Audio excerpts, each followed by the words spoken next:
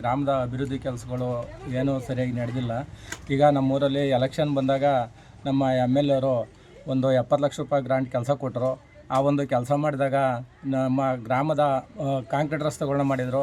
ಆ ಕಾಂಕ್ರೀಟ್ ರಸ್ತೆಗಳನ್ನ ತಂದು ಮೇನ್ ರೋಡ್ಗೆ ನೀರನ್ನು ಬರಂಗೆ ಮಾಡಿದರು.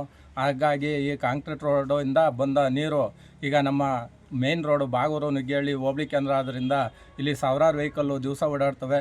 ಹಾಗಾಗಿ ಆ ಒಂದು ಗುಂಡಿಗಳು ಬಿದ್ದು ದಿವಸ ಸಹ ಪ್ರಯಾಣಿಕರು ಬಿದ್ದು ಸುಮಾರು ಜನಕ್ಕೆ ಏಟಾಗಿದೆ, ಕೈಕಾಲೆಲ್ಲ ಮುರ್ಕೊಂಡಿದ್ದಾರೆ. ಅದ್ರ ಬಗ್ಗೆ ನಮ್ಮ ಶಾಸಕರು ಎರಡೊತ್ತು ಇಲ್ಲೇ ಓಡಾಡ್ತಾರೆ, ಆದರೂ ಸಹ ಇದ್ರ ಬಗ್ಗೆ ಗಮನ ಹರಿಸಿಲ್ಲ.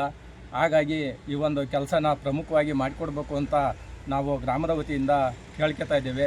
ಅದೇ ರೀತಿ ನಮ್ಮ ಗ್ರಾಮದ ಸಮುದಾಯ ಭವನ ಒಂದು ಅರ್ಧಂಬರ್ಧ ಆಗಿದೆ, ಆಲೆ 10 ವರ್ಷ ಆಯಿತು, ಆದರೆ ಅದೊಂದು ಕಾಮಗಾರಿನ ಪೂರ್ತಿಗೊಳಿಸಿಲ್ಲ. ಹಾಗಾಗಿ ಅದೊಂದು ಕಾಮಗಾರಿನ ಪೂರ್ತಿ ಮಾಡಬೇಕು, ಉದ್ಘಾಟನೆ ಮಾಡಿಸ್ಬೇಕು ಅಂತ ಹೇಳಿ ಕೇಳ್ಕೊತಾ ಇದ್ದೀವಿ. ಅದೇ ರೀತಿ ನಮ್ಮ ಗ್ರಾಮದ ಚರಂಡಿಗಳೆಲ್ಲ ಮುಚ್ಕೊಂಡಿದ್ದಾವೆ, ಎಲ್ಲ ಸಹ ಗಿಡ ಗಂಟೆಗಳೆಲ್ಲ ಬೆಳ್ಕೊಂಡಿದ್ದಾವೆ. ಆದ್ದರಿಂದ ಮಳೆ ಹುಯ್ದಾಗ ನೀರೆಲ್ಲ ರಸ್ತೆಗೆ ಬಂದು ಜನಗಳಿಗೆಲ್ಲ ಭಾರಿ ತೊಂದರೆ ಆಗ್ತಾಯಿದೆ.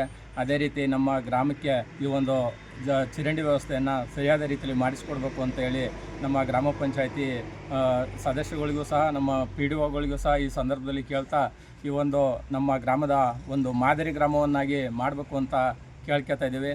ಈ ಒಂದು ನಮ್ಮ ಗ್ರಾಮಕ್ಕೆ ಬಂದು ಕೇಳ್ಕೊಂಡಾಗ ನಮ್ಮ ಗ್ರಾಮದ ಸಮಸ್ಯೆಗಳನ್ನ ನಾನು ಕೇಳ್ಕೊಂಡಿದ್ದೀನಿ.